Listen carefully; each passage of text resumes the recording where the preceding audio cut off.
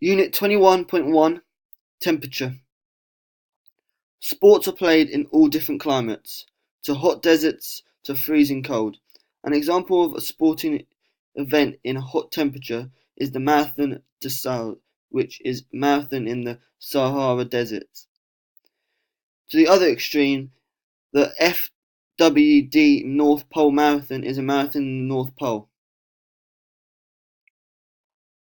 Homeostasis. Homeostasis is the ability to keep a balance between heat loss and heat gain.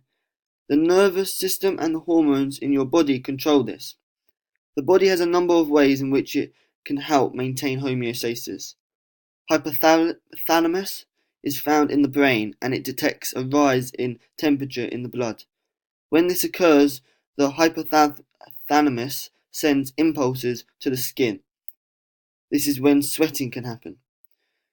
The body can also help keep homeostasis by diverting the blood towards the skin, away from the muscles, so that the heat is released away.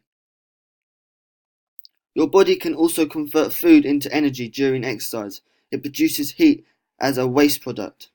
This extra heat can elevate your body temperature above roughly 37.7 centigrade. To maintain homeostasis, the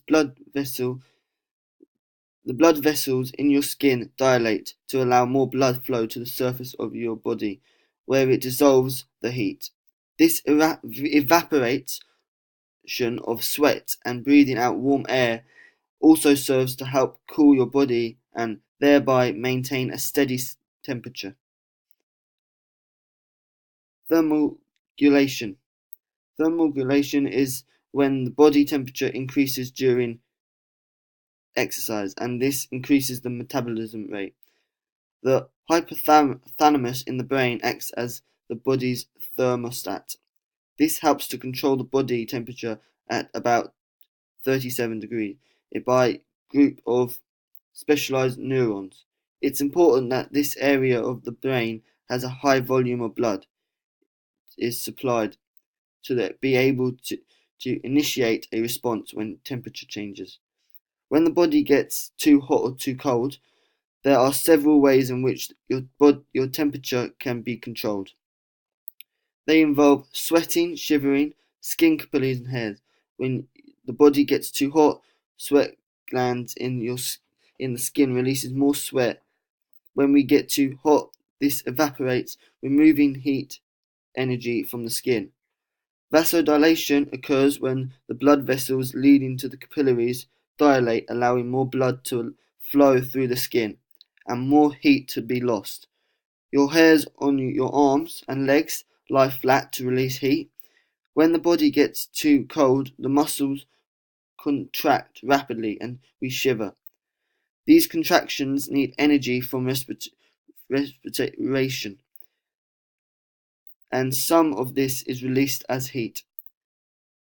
Vasoconstriction occurs when the blood vessels leading to the capillaries constrict,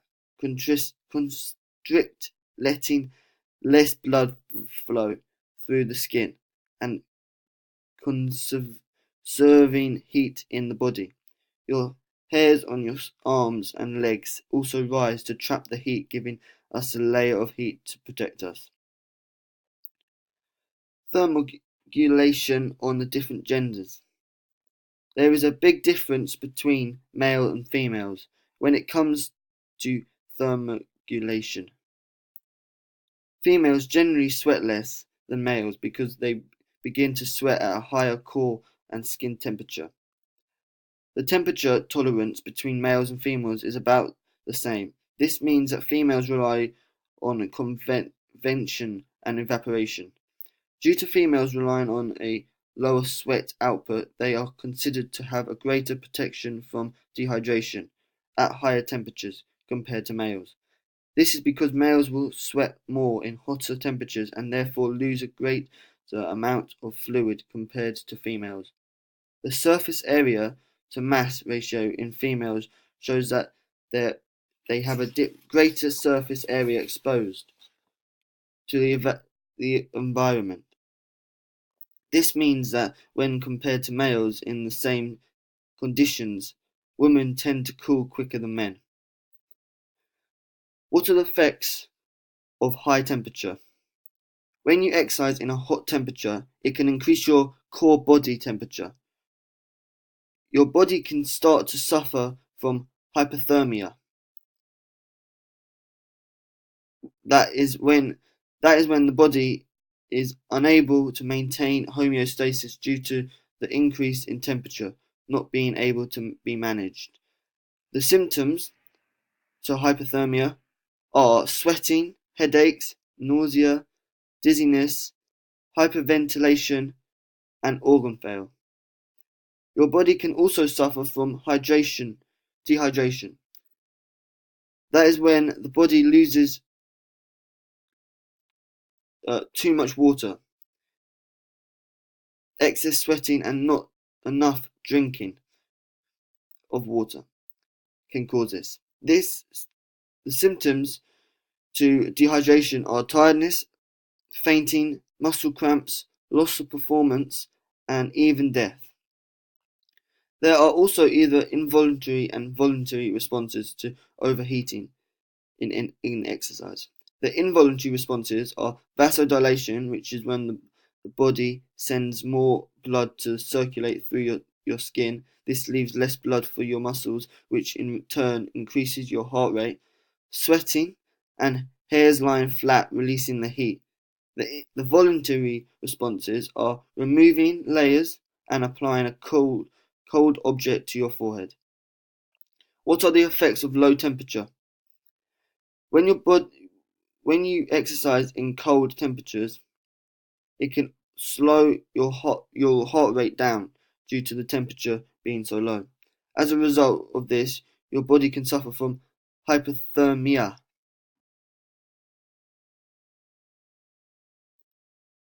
Hypothermia, which is when your core body temperature goes below 35 degrees. Hypothermia is diagnosed using body temperature and how long your body has been below 35 degrees. If your core body temperature is between 32 and 35 degrees, then it classifies as mild hypothermia, whereas if your core body temperature goes below 32 degrees, then it's classified as severe hypothermia. The symptoms to hypothermia are slow breathing rate, lowered blood pressure, decrease in heart rate, and drowsiness. You can also start to suffer from frostbite, which is when your skin, which is exposed to freezing temperatures, and it gets lowered by a few degrees. It can cause severe damage to your skin and tissue from staying too long in the cold. The symptoms for frostbite are tingling in hands and feet, burning, numbness, and red or bluish skin, and in extreme cases, death. When your body is performing exercise in cold conditions, there are involuntary and voluntary responses as well. The involuntary responses are shivering, vasoconstriction of the blood vessels, restricting blood flow to the skin and preventing heat from escaping, and your hairs on your arms and legs will stand up to trap the heat, making a layer of warmth. Voluntary responses are adding layers like jackets or hoodies and applying warm objects to your body like hands and feet. The method.